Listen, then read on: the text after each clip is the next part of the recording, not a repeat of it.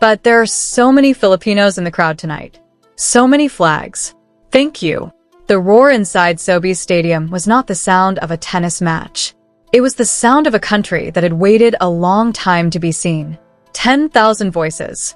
Philippine flags draped over the railings the way nations drape them during World Cup matches. And in the middle of it all, a 21-year-old from Manila standing still on center court in Toronto, letting the noise wash over her before she stepped to the microphone and answered the energy in the building. That was Wednesday night, August 5th, 2026. And to understand how Eala turned a Canadian WTA 1000 into a Philippine home crowd, we have to rewind 72 hours. Because what tournament director Carl Hale said afterward, "I've been doing this 20 years. I've never seen such an incredible crowd," is something a man with 2 decades in this job admitted he had never said before in his life. If you're one of the people who is watching this player before Toronto, before DC, before the mainstream started spelling her name correctly, this channel is your table. Subscribe and stand with the fans who saw this coming. Rewind to Monday. Eala had flown into Toronto barely 48 hours after lifting her first career WTA Tour title at the DC Open, beating Jessica Pegula in the final and climbing to world number 20. The Filipino crowd waiting for her in Toronto was not showing up to cheer a prospect. They were showing up to crown a champion who had already arrived. And Toronto, of all cities, was always going to be the flashpoint. Nearly 1 in 3 Filipino Canadians live in the Greater Toronto Area. What happened next was the collision of a hero at her peak, a diaspora at its densest, and a tournament that finally, for the first time, guessed the demand correctly. Because for years tennis got it wrong. At the Australian Open in January, schedulers put Eala's match against Alicia Parks on a small side court, and Filipino fans still cheered every point she lost, loud enough that Parks had to raise the roof of her own service game. In Doha earlier this year, Eala went out in the first round, but the crowd support was so unusual that tournament officials from other events reportedly took note. The pattern was obvious to everyone except the people building the schedules. Grandstand courts, 2,800 seats, afternoon slots. The tennis establishment kept treating a nation of more than 110 million people as if they were a rounding error. Toronto is what happens when a tournament finally listens. Night session. Center court. 10,000 seats. And the tickets to a Wednesday night second-round match, historically one of the lowest value slots on the calendar, sold out in 30 minutes. Let that number stand on its own for a second. 30 minutes. A Wednesday night round of 32 in Toronto gone faster than tickets to a stadium concert. In tennis, that is not a sellout. That is a phenomenon. And when those 10,000 people walked into Sobeys Stadium, they brought the country with them. Philippine flags at every turn on the concourse. Homemade signs reading "Elamania" and messages of love in Tagalog pressed against the barriers. One fan showed up in a blue dinosaur costume draped in the Philippine flag, dancing every changeover. And a food vendor inside the stadium, without instruction from the WTA or the tournament, quietly pulled chicken teriyaki off its menu and replaced it with a Filipino chicken adobo rice bowl. Nobody asked them to. They just looked around, saw who was in the building, and adjusted. That is the detail that gives the whole night away. This was not marketing. This was ownership. Then the chant started. "Let's go, Alex. Let's go."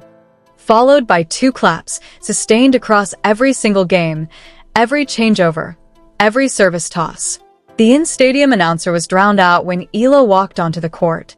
And on the other side of the net stood Alicia Parks, the same American who had beaten Eala in Melbourne 7 months earlier in front of a smaller, quieter Filipino crowd on a side court that never should have hosted the match. The revenge scoreline, 6-1, 4-6, 6-2. 1 hour and 51 minutes. 5 break points converted out of 14. After Parks stole the second set, Eala broke in the 5th game of the 3rd and never gave the momentum back. Same opponent, louder crowd, different ending. Carl Hale, 20 years running the Canadian Open, watched from the director's box and said the words out loud. "I've been doing this for 20 years and I have never seen such an incredible, alive, enthusiastic, passionate crowd." He called Eala an absolute blessing to the sport. This is not a Filipino sports writer reaching for a superlative. This is a Canadian tournament director, 2 decades on the job, admitting on the record that his own event has never sounded like this. Anyone who has been telling friends for 2 years that this player was going to reshape the sport, the ones who watched the Miami run in 2025 when the mainstream was still asking how to pronounce her name, you were not exaggerating. You were early. And on Wednesday night in Toronto, the rest of tennis walked into a building the diaspora had already built. Then Thursday brought a legend of the game to her side. Eala partnered Venus Williams in doubles, and even in a 6-4, 6-3 loss to Krejcikova and Siniakova, the flags never came down. And on Friday, Eala closed the trilogy. Center court, Katie McNally, 6-3, 5-7, 6-4. 2 hours and 39 minutes. A 7-match winning streak. A round of 16 spot at a WTA 1000. And a crowd that in the third set was somehow louder than it had been 48 hours earlier. Which brings us back to Venus Williams. 7 Grand Slam singles titles. 4 Olympic gold medals. 14 Grand Slam doubles trophies alongside her sister. A former world number 1 still on tour at 46 years old. There are perhaps 5 people alive with the standing to hand a young player the word star and have it mean something permanent. And Venus is one of them. At the joint press conference on August 6th, Venus did not reach for diplomatic politeness. She said Alex is a world star. She said Alex is incredible. She called her an impressive young lady and praised her mind as much as her tennis.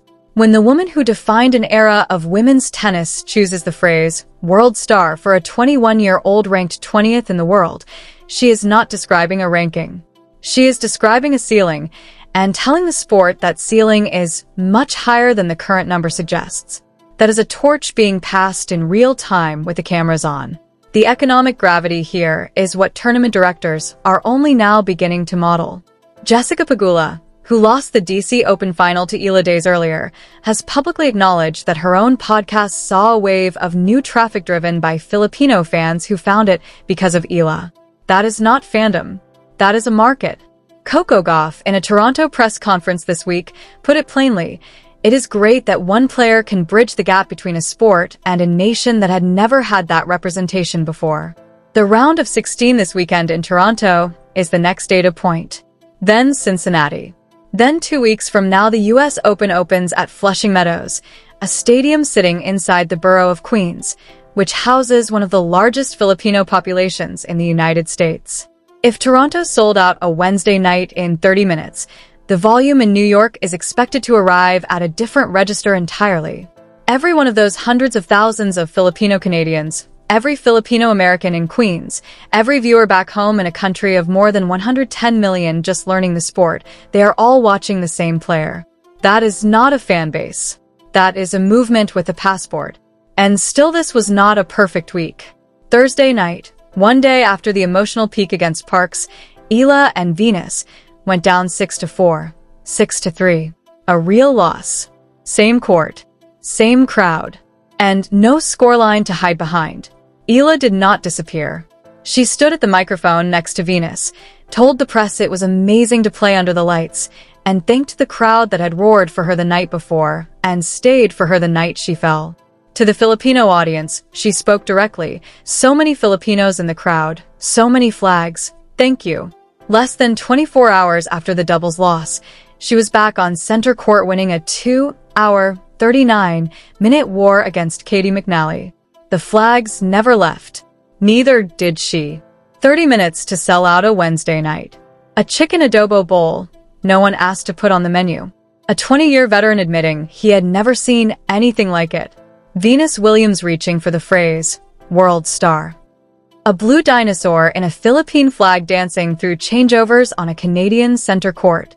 In 7 days, Eala won her first WTA title, cracked the world's top 20, sold out a WTA 1000 stadium in half an hour, and turned a Toronto tennis tournament into the closest thing the Philippines has ever had to a home Grand Slam. Here is the question the comment section decides tonight. Eala is into the round of 16 in Toronto, with the US Open 2 weeks behind it. Does she lift this WTA 1000 trophy in her very first appearance? Or does the weight of an entire nation in the stands finally catch up to her? Call your match. Call the round she reaches in New York. Stake your claim. And if you are one of the people who is watching this player before Toronto, before DC, before the mainstream started spelling her name correctly, this channel is your table. Subscribe and stand with the fans who saw this coming. The next chapter is being written on center court this weekend, and the people who called it deserve to watch it. We're the ones who saw the flags first stay until the last point.